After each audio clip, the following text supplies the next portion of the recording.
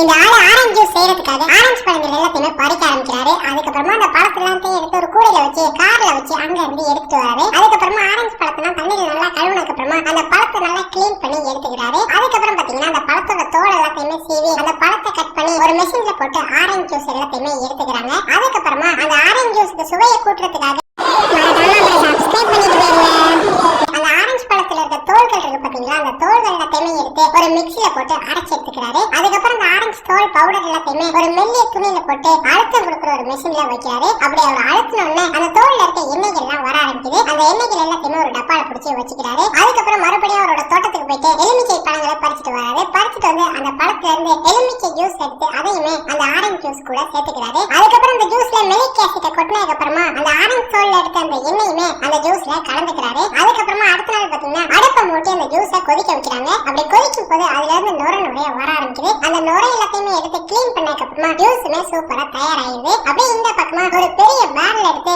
அதுல பெயிண்ட் எல்லாம் பண்ணி ஒரு பெரிய சோடா கேன் மாதிரி உருவாக்குனதுக்கு அப்புறமா அதுக்குள்ள அந்த ஜூஸை ஊத்தி ஐஸ் கொட்டி கூலிங்கா ஒரு சோடாவையே அவர் உருவாக்கிறாரு.